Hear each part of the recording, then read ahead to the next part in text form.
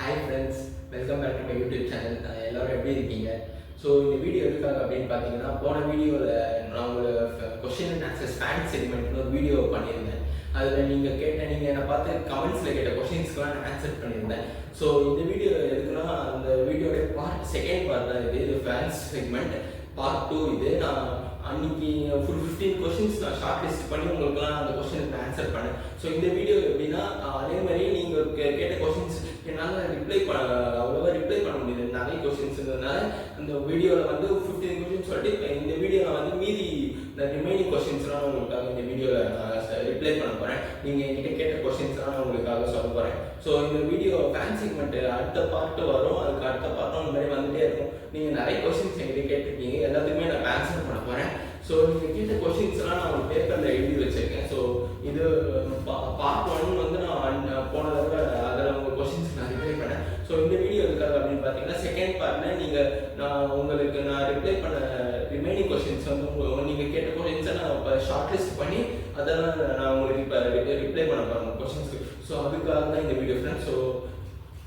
So நம்ம இப்போ next நம்ம இப்போ வீடியோக்குள்ளே போயிடலாம். ஓகே, ஸோ இதில் வந்து நான் என்னென்னா, போன வீடியோவில் வந்து நான் 15 கொஸ்டின்ஸ் சொன்னேன். ஸோ இந்த வீடியோவில் வந்து 12 கொஸ்டின்ஸ் நான் ஷார்ட் டெஸ்ட் பண்ணியிருக்கேன். மீதி கொஸ்டின்ஸ் இந்த வீடியோ பெருசாக இருக்கிறதுனால என்னால் மீதி கொஸ்டின்ஸ் வந்து நான் அடுத்த வீடியோவில் ஃபேன் செக்மெண்ட் பார்ட் 3 பார்ட் 4 அந்த மாதிரி மேக் பண்ணி அதில் உங்கள் கொஸ்டின்ஸ் ரிமைனிங் கொஸ்டின்ஸ் நான் உங்களுக்கு ஆன்சர் பண்ணுறேன். ஸோ இப்போ இந்த வீடியோக்குள்ளே நம்ம போயிடலாம். ஸோ நம்ம கொஸ்டின்ஸ்குள்ளே போயிடலாம். ஸோ போன வீடியோ பார்ட் 1க்கு வந்து நீங்கள் நல்ல ரெஸ்பான்ஸ் கொடுத்துருந்தீங்க, நிறைய நல்ல வியூஸ் போயிருந்துச்சு. நீங்கள் உங்கள் ரெஸ்பான்ஸ் நீங்கள் நல்லா கொடுத்துருந்தீங்க. அந்த வீடியோ 1000 வியூஸ்க்கு மேலே போச்சு, 1K வியூஸ்க்கு மேலே போச்சு. ஸோ ரொம்ப தேங்க்ஸ், உங்களோட சப்போர்ட்டுக்கு ரொம்ப தேங்க்ஸ். ஸோ அதனால தான் இப்போ இந்த நெக்ஸ்ட் வீடியோ மேக் பண்ணலான்னு நான் டிசைட் பண்ணியிருக்கேன். ஸோ இது அடுத்தடுத்து ஃபேன் செக்மெண்ட்டில் வந்து நிறைய பார்ட் 3 பார்ட் 4 பார்ட் 5 இந்த மாதிரி வந்துகிட்டே இருக்கும். ஸோ அடுத்தடுத்த வீடியோக்கள் வரப்போகுது. ஸோ வாங்க வீடியோக்கள் இப்போ போயிடலாம். நம்ம ஸோ கொஸ்டின் செக்மெண்ட்டுக்கு நம்ம போயிடலாம். ஓகே ஃப்ரெண்ட்ஸ், இது ஃபேன் செக்மெண்ட் பார்ட் 2. இது ஃபர்ஸ்ட் கொஸ்டின் நம்ம போயிடலாம். ஒருத்தர் என்கிட்ட கேட்டிருக்காரு, ப்ரோ நீங்கள் சீரியல்னு நடித்த எக்ஸ்பீரியன்ஸ் பற்றி சொல்லுங்கன்னு ஒருத்தர் கேட்டிருக்காரு. ஸோ எனக்கு சீரியலில் நான் டைலாக் பேசி நடிச்சிருக்கேன். எனக்கு ரொம்ப சந்தோஷமாக இருந்துச்சு. ரொம்ப வருஷமாக சினிமாவில் ட்ரை பண்ணி கொஞ்சம் கொஞ்சமாக web series, YouTube web series, OTT web series, movies, serials அந்த மாதிரி எல்லா இதுலையும் எதுவும் வாய்ப்பு கிடைக்கும் எல்லாமே நான் பண்ணிகிட்டு இருக்கேன். எல்லாம் சான்ஸ் கிடைக்கும். ஸோ சீரியல் நடிச்சது வந்து எனக்கு ரொம்ப ஒரு முக்கியமான ஒரு எக்ஸ்பீரியன்ஸாக இருந்துச்சு. ரொம்ப நல்ல எக்ஸ்பீரியன்ஸாக இருந்துச்சு. சீரியலில் டைலாக் பேசி நடிக்கிறது, அவங்க சொல்ல அதை ரிப்பீட் பண்ணி அப்படியே டைலாக் பேசுறது எல்லாமே வந்து ஒரு புது விதமான அனுபவமாக இருந்துச்சு எனக்கு சீரியலில் நடிச்சது. ஸோ அடுத்து நான் இந்த நிறைய சீரியல் பண்ணியிருக்கேன். சில சீரியலில் தான் டைலாக் பேசி நடிச்சிருக்கேன். மற்றபடி நிறைய சீரியலில் நான் நடிச்சிருக்கேன். அண்ட் அதில் நான் இப்போ நடித்த சீரியலில் வந்து நான் டைலாக் பேசி நடிச்சதெல்லாம் என் சோஷியல் மீடியாவில் ஷேர் பண்ணியிருக்கேன். ஸோ எனக்கு சீரியலில் நடிச்சது ரொம்ப பெருமையாக இருக்குது. ஸோ அடுத்த சீரியலில் அடுத்த மூவி அந்த மாதிரி மூவியில் தான் நடிக்கணும் அப்படி கிடையாது. எனக்கு சீரியல், யூடியூப் வெப்சீரிஸ் எதுதான் வாய்ப்பு கிடைக்குது எல்லாமே நான் பண்ணிட்டு தான் இருப்பேன். ஸோ சீரியலில் நடித்த எக்ஸ்பீரியன்ஸ் வந்து எனக்கு என்னால் மறக்கவே முடியாது. ரொம்ப முக்கியமான எக்ஸ்பீரியன்ஸாக இருந்துச்சு என் லைஃப்பில். சினிமா கெரியரில் நான் சீரியல் நடித்தது வந்து ரொம்ப முக்கியமான எக்ஸ்பீரியன்ஸாக இருந்துச்சு. ஸோ நான் சீரியல் நடிப்பேன், கண்டிப்பாக சீரியல்லையும் நடிச்சிருக்கோம், மூவிஸ்லையும் நடிப்பேன். சீரியலும் நான் விட மாட்டேன். ஸோ அதான் எனக்கு சீரியல் நடித்தது வந்து ரொம்ப பெருமையாக இருந்துச்சு. ஓகே, நம்ம நெக்ஸ்ட் கொஸ்டின் போயிடலாம். ஸோ நீங்கள் இப்போ வளர்ந்து வர ஜென்ரேஷன் யங்ஸ்டர்ஸ்க்கு ஒரு அட்வைஸாக என்ன சொல்ல விரும்புறீங்கன்னு ஒருத்தவங்க கேட்டிருக்காங்க. அட்வைஸ்னால் வந்து இப்போ என்ன சொல்கிறதுனா, இப்போ வளர்ந்து வர யங்ஸ்டர்ஸ்க்கு வந்து நீங்கள் வந்து உங்களுக்குள்ளே இருக்கிற திறமையை கண்டுபிடிச்சி அதில் எப்படி முன்னுக்கு வர்றது, அதில் எப்படி சாதிக்கிறது, சக்ஸஸ் ஆகுறதுன்றதை பாருங்கள். நீங்கள் யாருக்காகவும் உங்கள் திறமையும் உங்கள் சந்தோஷத்தையும் நீங்கள் யாருக்காகவும் விட்டு கொடுத்துறாதீங்க. நீங்கள் உங்களுக்கு எது பிடிச்சிருக்கோ அதில் நீங்கள் முயற்சி பண்ணி போங்க, உங்கள் பேஷனை நோக்கி போங்க. அண்ட் அதில் நீங்கள் கண்டிப்பாக ஜெயிப்பீங்க. நீங்கள் அதை விடாமல் உழைச்சிக்கிட்டே இருங்க. உங்களுடைய இலக்கை நீங்கள் வச்சுக்கோங்க. அந்த இலக்கை நீங்கள் அடையிற வரைக்கும் நீங்கள் உழைச்சிக்கிட்டே இருங்க. மற்றவங்க என்ன சொல்கிறாங்க, நம்மளை பற்றி தப்பாக நீங்கள் வந்து மற்றவங்களை நம்மளை பற்றி தப்பாக பேசுகிறவங்கள பற்றி நீங்கள் வருத்தப்படாதீங்க. நம்மளுக்கு சப்போர்ட் பண்ணுவாங்கல்ல, நம்மளை பாசிட்டிவாக நம்மளுக்கு சப்போர்ட் பண்ணுறவங்களை நினச்சி சந்தோஷப்பட்டுட்டு நீங்கள் உழைச்சிக்கிட்டே இருங்க. ஸோ அதுதான் ஒரு அட்வைஸ் நான் சொல்ல வரேன். எல்லாருக்குள்ளேயும் ஒரு திறமை இருக்கும். அந்த திறமையை கண்டுபிடிச்சி கைத்தட்டுற நீங்களும் ஒரு நாள் கைத்தட்டல் வாங்குவீங்கன்னு நான் நம்புகிறேன். ஸோ அதான் நான் உங்களுக்கு நான் யங்ஸ்டர்ஸ்க்கு நான் சொல்ல ஒரு அட்வைஸாக ஒரு மோட்டிவேஷனாக நான் சொல்கிறது என்னன்னா, வந்து உங்களுக்குள்ளே இருக்கிற திறமையை கண்டுபிடிச்சி அதில் எப்படி முன்னுக்கு வரணும்னு நினைங்க. எப்பயுமே நீங்கள் ஜெயிக்கணுன்றதுக்காக உழைங்க. அடுத்தவங்களை தோக்கடிக்கணும்னு என்றைக்குமே உழைச்சாரு. அதான் நான் சொல்ல வரேன். ஓகே, நம்ம நெக்ஸ்ட் கொஸ்டின் போயிடலாம். எப்பயாவது உங்களை பற்றி தப்பாக நெகட்டிவ் கமெண்ட்ஸை பார்த்து வருத்தப்பட்டிருக்கீங்களான்னு ஒருத்தங்க கேட்டிருக்காங்க. கண்டிப்பாக ப்ரோ, நான் ஃபஸ்ட்டு ஸ்டார்டிங் ஸ்டேஜில் வந்து எனக்கு இந்த மாதிரி எப்போ நெகட்டிவ் கமெண்ட்ஸ் எனக்கு வர ஆரம்பிச்சோ அப்போ ஃபஸ்ட்டு வந்து நெகட்டிவாக கமெண்ட் வரும்போது நான் ரொம்ப வருத்தப்பட்டிருக்கேன். ஏன்னா நம்ம இவ்வளோ ஹார்ட் ஒர்க் பண்ணி இவ்வளோ டைம் எடுத்து நம்ம இவ்வளோ கஷ்டப்பட்டு நம்ம சோஷியல் மீடியாவில் வீடியோஸ் பண்ணுறோம். ஆனால் இப்படி தப்பாக நம்மளுக்கு கமெண்ட் வருது.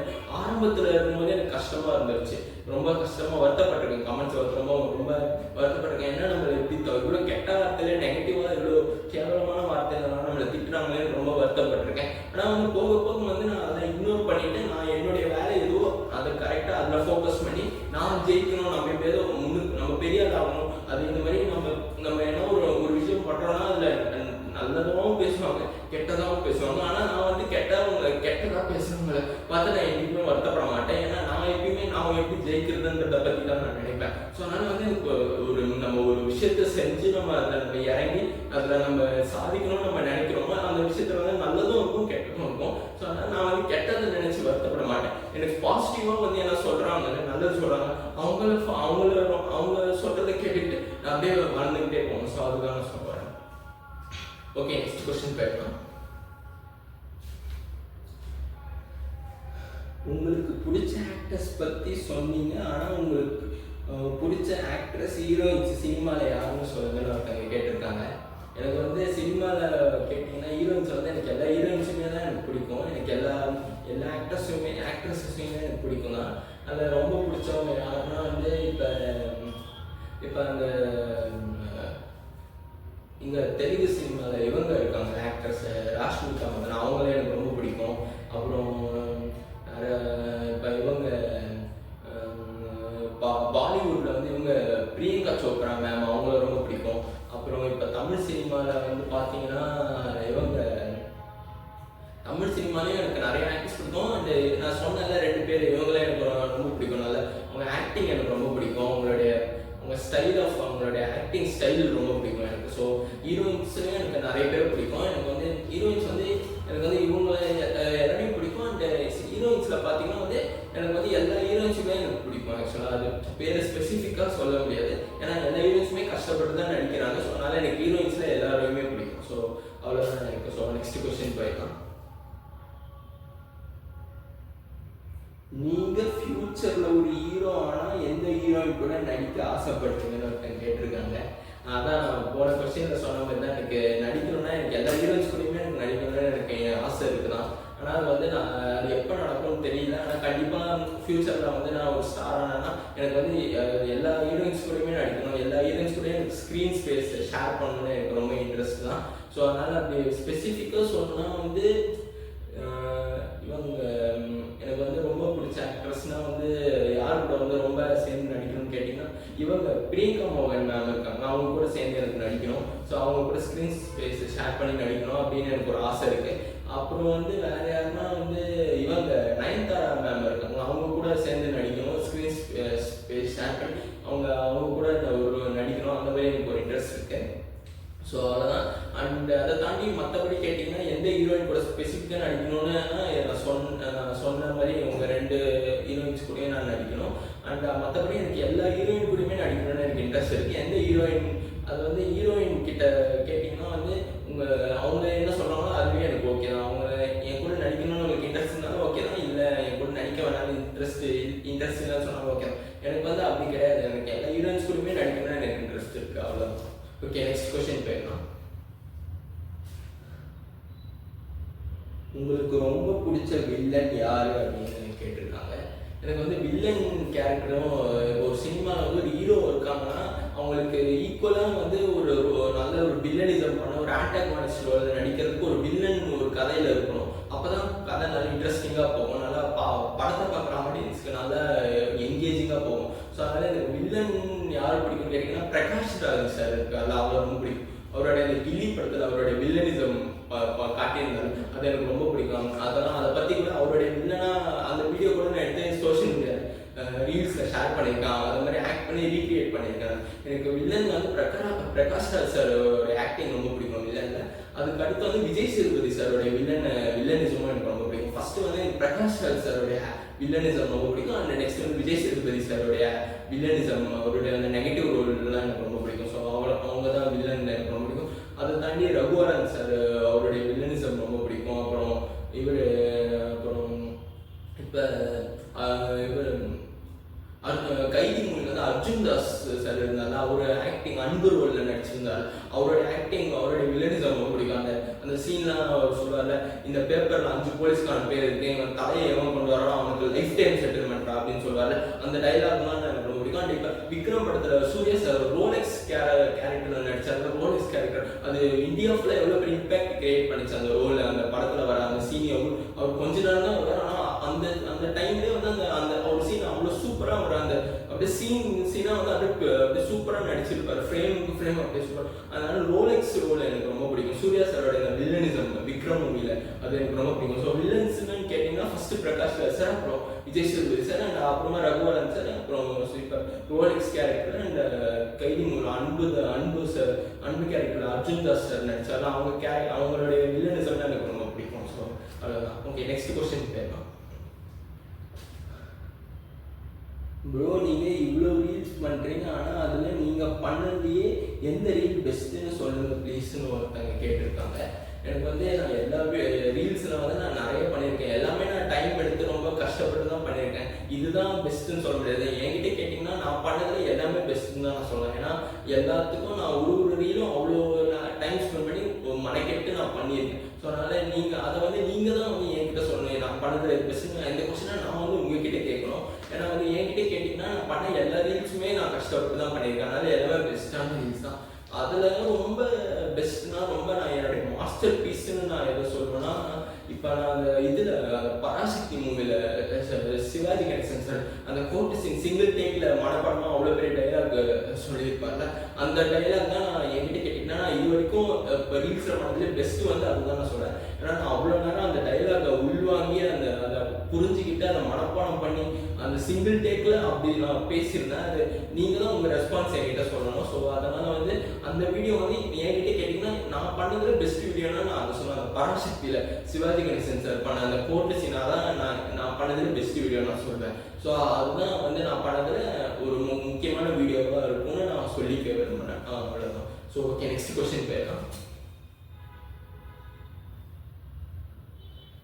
சோஷியல் மீடியா பற்றி உங்களுடைய புரிதல் என்னன்னு ஒருத்தர் கேட்டிருக்காரு. அது சோஷியல் மீடியா வந்து என்னால் புரிஞ்சிக்கவே முடியல. அது எப்படின்னா வந்து சோஷியல் மீடியான்றது எப்படின்னா, இப்போ நம்ம வந்து ஒரு விஷயம் நம்ம எது ட்ரெண்ட் ஆகணும்னு நினைக்கிறோமோ அது ட்ரெண்ட் ஆகாது. ஆனால் நம்ம எது ட்ரெண்ட் ஆகவே கூடாதுன்னு நினைக்கிறோமோ அது ட்ரெண்ட் ஆகிடும் அப்படின்னு நிறைய இது வந்து நான் சொன்னது இல்லை, இது நிறைய பேர் சொல்லியிருக்காங்க என்கிட்ட. அதை பற்றி நான் உங்ககிட்ட இப்போ நான் ஷேர் பண்ணிக்கிறேன் என்னோட எக்ஸ்பீரியன்ஸை. இது நான் மட்டும் சொன்னது கிடையாது. என் ஃப்ரெண்ட்ஸ் சர்க்கிளில் இல்லை சோஷியல் மீடியா இன்ஃப்ளூயன்சர்ஸ் நிறைய பேர் இந்த மாதிரி சொல்லியிருக்காங்க. அந்த சோஷியல் மீடியா வந்து யாராலையுமே புரிஞ்சிக்க முடியாது. அது எப்போ யாருக்கு என்ன நடக்கும் சோஷியல் மீடியான்னு எதுவுமே தெரியாது. சில பேர் ஓவர் நைட்டில் பெரிய ஆளாக இருப்பாங்க, சில பேர் ஒரே நைட்டில் வந்து அவங்க இறங்கிடுவாங்க, அவங்க குறைஞ்சிருவாங்க, குரோத்து குறைஞ்சிடும். ஸோ அதனால் சோஷியல் மீடியா வந்து புரிஞ்சிக்க முடியல. சோஷியல் மீடியா வந்து நான் எப்படி பார்க்குறேன்னா, நான் என்னுடைய டேலண்ட்டை காட்டுறது ஒரு பிளாட்ஃபார்மாக அதை நான் யூஸ் பண்ணிக்கிறேன். சோஷியல் மீடியா எனக்குள்ள ஒரு திறமையை மக்களுக்கு கொண்டு போய் சேர்க்கணுன்ற ஒரு பிளாட்ஃபார்மாக தான் நான் சோஷியல் மீடியா பார்க்குறேனே தவிர மற்றபடி வந்து சோஷியல் மீடியா பற்றி பெருசாக தான் எனக்கு ஏதோ வந்து அந்த புரிதல் வந்து அவ்வளோவே நான் புரிஞ்சிக்கவே முடியல. சோஷியல் மீடியாவில் நான் எப்படி பார்க்குறேன்னா, என்னுடைய திறமையை காமிச்சு அதை மக்கள்கிட்ட எப்படி கொண்டு போய் சேர்க்கறதுன்றதை நான் பார்க்குறேன் சோஷியல் மீடியாவில். ஸோ அதான் என்னை பொறுத்த வரைக்கும் சோஷியல் மீடியா பற்றி என்னுடைய புரிதல் அதான் நான் உங்ககிட்ட சொல்லிக்க விரும்புகிறேன். ஸோ ஓகே, நம்ம நெக்ஸ்ட் கொஸ்டின் போயிடலாம். ப்ரோ, நான் வந்து ரொம்ப நாளாக ரீச் பண்ண ட்ரை பண்ணிட்டு இருக்கேன். நான் சினிமாவில் டேரக்டராக ட்ரை பண்ணிட்டு இருக்கேன். நான் ஒரு ஃபிலிம் மேக்கர் ஆகணும்னா நான் எப்படி ப்ரோ ட்ரை பண்ணுறதுன்னு ஒருத்தர் கேட்டிருக்காரு. நான் நீங்கள் வந்து ஒரு சினிமாவில் ஃபிலிம் மேக்கராக நீங்கள் உங்களை ப்ரூவ் பண்ணணும்னா நீங்கள் வந்து நீங்கள் உங்கள் ஃப்ரெண்ட்ஸை வச்சு நீங்கள் நிறைய ஷார்ட் ஃபிலிம்ஸ் எடுக்கணும். நீங்கள் ஷார்ட் ஃபிலிம் எடுத்து அந்த ஷார்ட் ஃபிலிமை வந்து நீங்கள் ஃபிலிம் ஃபெஸ்டிவலுக்கு அனுப்பி அதை ப்ரொமோட் பண்ணணும். உங்கள் ஷார்ட் ஃபிலிம் வந்து நீங்கள் நல்ல ஒரு ஸ்டோரியை நீங்கள் சூஸ் பண்ணி நீங்கள் அந்த ஷார்ட் ஃபிலிமை டைரக்ட் பண்ணுங்கள் உங்கள் ஃப்ரெண்ட்ஸு யாரையாவது வச்சு. அப்புறம் அந்த ஷார்ட் ஃபிலிமை வந்து ஒரு நல்ல ஒரு ஃபிலிம் ஃபெஸ்டிவலுக்கு அனுப்புங்க, ஒரு அவார்ட் ஃபங்க்ஷனுக்கு அனுப்புங்க. நல்ல அவார்டு அது நல்ல ஒரு நீங்கள் எடுக்கிற அந்த ஷார்ட் ஃபிலிமில் வந்து நல்ல ஒரு சோஷியல் சொல்கிற மாதிரி ஒரு நல்ல ஒரு வாழ்வியலை சொல்கிற மாதிரி ஒரு ட்ரூ இன்சிடென்ட்டை பேஸ் பண்ணி நீங்கள் ஒரு ஷார்ட் ஃபிலிம் எடுத்து அந்த ஷார்ட் ஃபிலிமை வந்து அவார்ட் ஃபங்க்ஷனுக்கு அனுப்புங்க அண்ட் அந்த ஃபிலிம் ஃபெஸ்டிவலுக்கு அனுப்புங்க. ஸோ அப்படியே அப்போ வந்து உங்கள் ஷார்ட் ஃபிலிம் நல்லா கிளிக் ஆகிடுச்சுன்னா அடுத்து நீங்கள் வந்து ஒரு ப்ரொடியூசரை போய் நீங்கள் பவுண்ட் ஸ்கிரிப்ட் கொடுத்து ஒரு ஃபிலிம் ப்ரொடியூசர் நீங்கள் அப்ரோச் பண்ணலாம். அப்படி இல்லைன்னா இன்னொரு வழி என்னன்னா நீங்கள் வந்து ஒரு பெரிய மூவி டைரக்டர்கிட்ட போய் நீங்கள் ஏடியா ஜாயின் பண்ணுங்க, ஒரு அசிஸ்டன்ட் டைரக்டர் நீங்கள் ஜாயின் பண்ணுங்க. நீங்கள் ஒரு அசிஸ்டன்ட் டைரக்டராக ஜாயின் பண்ணி நீங்கள் நல்லா கற்றுக்கோங்க. நீங்கள் அந்த படம் ஃபிலிம் மேக்கிங்கை வந்து நீங்கள் நல்லா கற்றுக்கோங்க.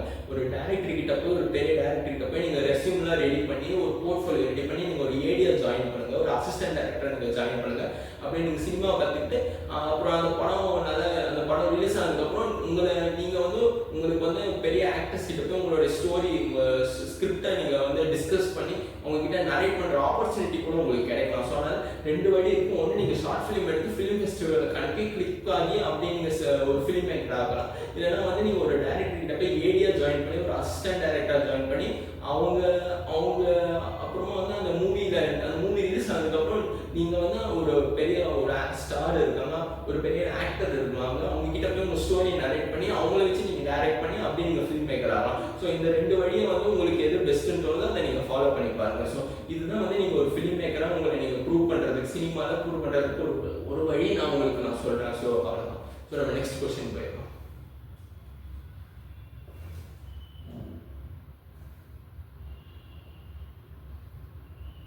ப்ரோ உங்களுடைய ஃபேவரட் ஸ்பாட் இன் சென்னை பற்றி சொல்லுங்கன்னு ஒருத்தர் கேட்டிருக்காரு. சினிமாவை தவிர ஒரு கொஸ்டின் வேறு புதுசாக ஒரு கொஸ்டின் ஒருத்தர் கேட்டிருக்காரு.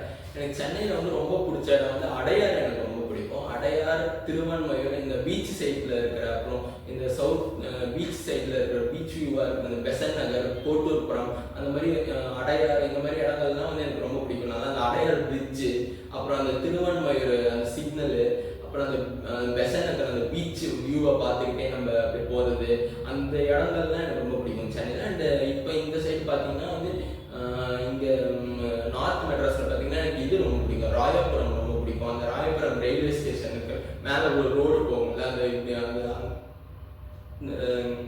அந்த ரோடு.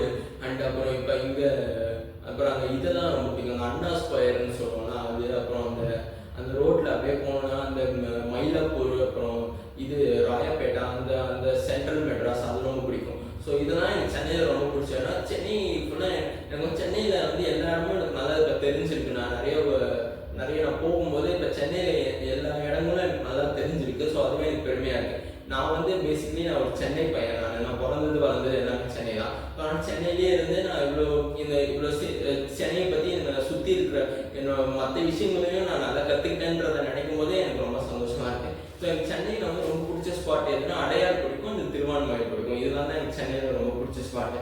நிறைய அந்த மாதிரி இடங்கள்லாம் நல்ல பியூட்டிஃபுல்லான பிளேசஸ்லாம் நிறைய இருக்குது சென்னையில்.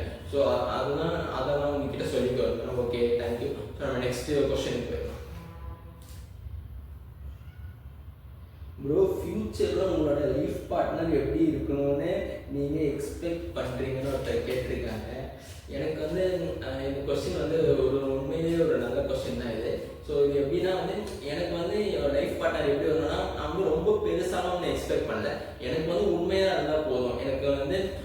எனக்கு ரொம்ப உண்மையாக என்னை ரொம்ப பார்த்துக்கிற, ரொம்ப கேரிங்காக இருக்கணும். எனக்கு வந்து ரொம்ப உண்மையாக இருந்தாலே போதும். எனக்கு எதுவுமே வேண்டாம். ஸோ எனக்கு ரொம்ப உண்மையாக இருக்கணும், எனக்கு ரொம்ப கேரிங்காக இருக்கணும். அது மட்டும் இருந்தாலே போதும். அப்படி ஒரு லைஃப் பார்ட்னர் தான் நான் எக்ஸ்பெக்ட் பண்ணுறேன். ஸோ அதனால் அந்த மாதிரி இருந்தாலே எனக்கு ஓகே தான். ஸோ ஓகே, நம்ம நெக்ஸ்ட் கொஸ்டின் போயிடலாம்.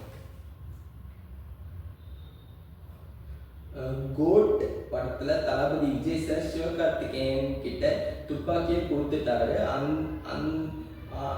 அதே மாதிரி ஃபியூச்சரில் சிவகார்த்திகேயன் சார் துப்பாக்கியை உங்ககிட்ட கொடுத்தா நீங்கள் என்ன பண்ணுவீங்க அப்படின்னு கேட்டிருக்காரு. அது எல்லாருக்குமே அந்த ஆசை இருக்கும் தான் சினிமாவில் நடிக்கிறவங்களுக்கு. இப்போ வந்து விஜய் சார் வந்து துப்பாக்கியை வாங்கி சிவகார்த்திகேயன் சார் கையில் கொடுத்தாங்க. துப்பாக்கி எப்படிங்க சிவன். அதே மாதிரி ஃபியூச்சரில் சிவகார்த்திகேயன் சார் வந்து துப்பாக்கி என் கையில் கொடுத்தாருன்னா நானும் அதை பெருமையாக தான் நினைப்பேன். ஸோ அந்த சீன் அதுக்கும் நானும் அந்த மாதிரி ஒரு விஷயம் என் வாழ்க்கையில் நடக்கணும்னு முயற்சி பண்ணிட்டு தான் இருக்கேன். நான் சினிமாவில் ஃபஸ்ட்டு ஒரு ஸ்டார் ஆகணும், ஒரு ஹீரோ ஆகணும். அதுக்கப்புறம் இந்த விஷயங்கள்லாம் நடந்துச்சுன்னா எனக்கு ரொம்ப நல்லதாக தான் இருக்கும். நானும் அந்த மாதிரி அதையும் அவர் அந்த மாதிரி சிவகார்த்திகேயன் சார் அந்த மாதிரி ஃபியூச்சரில் இந்த மாதிரி நீங்கள் கேட்ட கொஸ்டின் மாதிரி ஒரு இன்சிடென்ட் நிஜமானே ஃபியூச்சரில் நடந்துச்சுன்னா எனக்கு ரொம்ப பெருமையாக இருக்கும். அதுக்கு வந்து அந்த மாதிரி நடந்துச்சுன்னா முக்கியமான காரணம் என் ஃபேன்ஸ் நீங்கள் தான். ஏன்னா உங்களுடைய சப்போர்ட்னால தானே நான் எனக்கு அவ்வளோ பெரிய அந்த இன்சிடென்ட் நடக்குது. ஸோ அதனால் சிவகங்கை சார் அந்த மாதிரி துப்பாக்கியை என்கிட்ட துப்பாக்கியை பிடிங்க நிரஞ்சன் என்கிட்ட கொடுத்தாரா நான் பெருமையாக வாங்கிப்பேன் துப்பாக்கி. அவகிட்ட நான் அடுத்து வந்து எனக்குள்ள இருக்கிற திறமையை அப்பயும் நான் உழைச்சிக்கிட்டே இருப்பேன். கஷ்டப்பட்டு நல்லா சினிமாவில் என்னால் முடிஞ்ச வரைக்கும் எவ்வளோ உழைக்க முடியுமோ அவ்வளோ உழைச்சிக்கிட்டே தான் இருப்பேன். ஸோ அந்த மாதிரி ஒரு இன்சிடென்ட் நடந்தால் எனக்கு பெருமையாக தான் இருக்கும். ஓகே, இந்த கொஸ்டின் என்கிட்ட கேட்டவர் வந்து ரொம்ப எங்கே இருந்தாலும் ரொம்ப நல்லா இருக்கணும்னு நான் வேண்டிக்கிறேன். ஸோ ரொம்ப தேங்க்ஸ். ஸோ ஓகே ஃப்ரெண்ட்ஸ், இப்போ நான் இந்த வீடியோ வந்து 12 கொஸ்டின்ஸ் என்னுடைய 12 கொஸ்டின்ஸ் உங்ககிட்ட ஷேர் பண்ணேன். நீங்கள் கேட்ட கொஸ்டின்ஸ்லாம் வந்து நான் ஷார்ட் லிஸ்ட் பண்ணி அதுலேருந்து 12 கொஸ்டின்ஸ் எடுத்து நான் இந்த கொஸ்டின்ஸ்லாம் உங்ககிட்ட ஷேர் பண்ணேன். ஸோ இந்த கொஸ்டின் உங்க கூட ஷேர் பண்ணிக்கிறது எனக்கு ரொம்ப பெருமையாக இருக்குது. ஸோ இந்த வீடியோவை நம்ம இதோட முடிச்சுக்கலாம். ஸோ அடுத்த வீடியோவில் வந்து நான் நீங்கள் கேட்ட கொஸ்டின்ஸ்லாம் நான் மிஸ் பண்ணியிருப்பேன். அதெல்லாம் நான் ஃபுல்லாக எழுதி வச்சுருக்கேன். அந்த நெக்ஸ்ட் வீடியோவில் வந்து நான் அதை உங்க கூட ஷேர் பண்ணிக்கிறேன். ஸோ இந்த வீடியோ அவ்வளோதான் ஃப்ரெண்ட்ஸ். இந்த part 2 video next fan segment part 3ன்னு ஒரு வீடியோ மேக் பண்ணி அதில் நான் இந்த வீடியோவில் ரிப்ளை பண்ண முடியாத கொஸ்டின்ஸ்லாம் நான் அந்த வீடியோவில் ரிப்ளை பண்ணுறேன். ஸோ நீங்கள் பார்த்ததுக்கு ரொம்ப தேங்க்ஸ். இந்த வீடியோவை நீங்கள் பார்த்ததுக்கு ரொம்ப தேங்க்ஸ். ஓகே, இந்த வீடியோ உங்களுக்கு பிடிச்சிருந்தா லைக் பண்ணுங்கள், ஷேர் பண்ணுங்கள். இந்த வீடியோவை எல்லாருக்கும் உங்கள் ஃப்ரெண்ட்ஸுக்கெலாம் ஷேர் பண்ணுங்கள். ஸோ அடுத்த வீடியோவில் வந்து உங்களை பார்க்குறேன். Thank you so much.